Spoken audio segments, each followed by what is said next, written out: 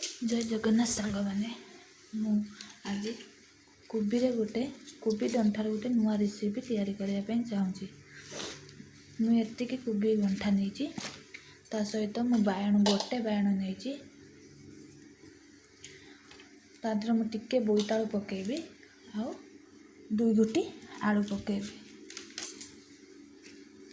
प्रथम या आम कुचकुच कर छोट छोट करके काटिदेवा काटी देकी ताकू कौन करवा मुझे बायण काटी देछि आपने भी चाहिए को लंबा करी काटिबे न छोट छोट आहरी भी छोट करके काटी परिबे।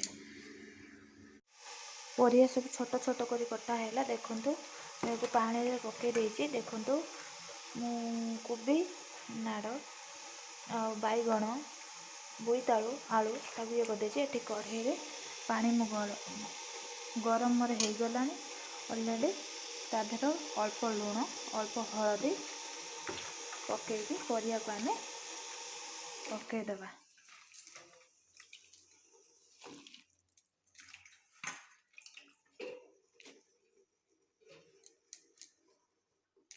मु ऑलरेडी परिया पकईदेली आमर एबे एको सिझा छाड़वा 10 ରୁ 20 मिनट एको सिझा छाड़देवा। आम ये करवा देखो बाटण पाई मोर किछि रसुण 5-6 पाखरा रसुण आउ गोटे पियाज अल्प जीरा अल्प सोरिष एको बाटिबो। मो बाटण मु प्रस्तुत करके नहीं आसी बाटण मोर हो जाइए। एबे आमे देखिबा मोर सिझिलानी कि नहीं।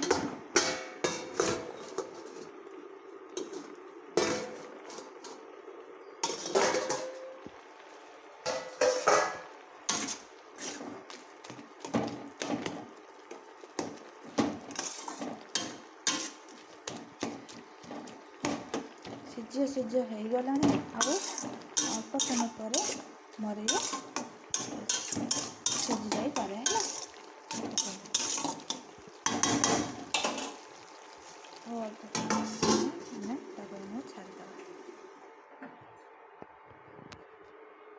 ऑलरेडी मोर सिझी गला परिया देखो मोर भल भाव सिझी गला आपड़ देखो भल भाव मोर सिझी जाइए सिझी जाइए। एबे कौन करवानी देखो मोर भल भाव सिझी जाइए। एबे आमे तरकारी बाटण कसिया देखो कढ़ाई मु तेल पकई देछि देखो एबे कढ़ाई तातिले ना ताति नहीं आ अल्प समय पर ताति कढ़ाई मोर ताति गलानी। एबे कौन करवानी बाटण बाटिक रखिथिबा पकेइबा।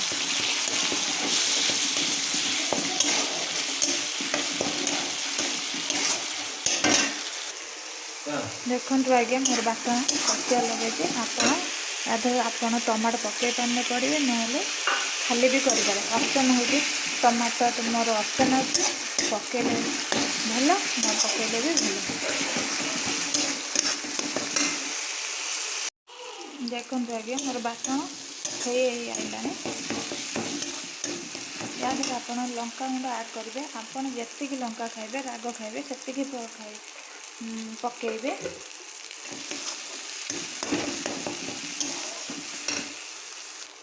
देखो आज्ञा मोर बाटण हो आसला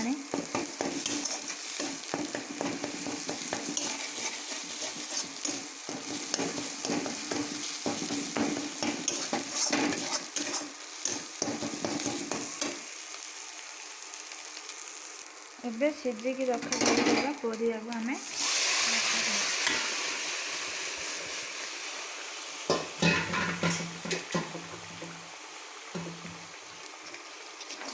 भल भाव घोड़े देवा। एक 2 मिनट देखो आज्ञा मोर भल भाव होगला। देखो आपड़ यहाँ घरे बन खातु बहुत स्वाद लगे आज्ञा। कोबी नुआ रेसिपी भल लगे शेयर करेंगे कमेंट करेंगे ଓ ସବସ୍କ୍ରାଇବ୍ କରିବା ପାଇଁ ଜମାରୁ ଭୁଲିବେ ନାହିଁ। ରହୁଛି। ଭାତ ସହିତ କିମ୍ବା ରୁଟି ସହିତ ଆପଣ ଖାଇପାରିବେ। ମୁଁ ଦେଖନ୍ତୁ ନୂଆ ରେସିପି।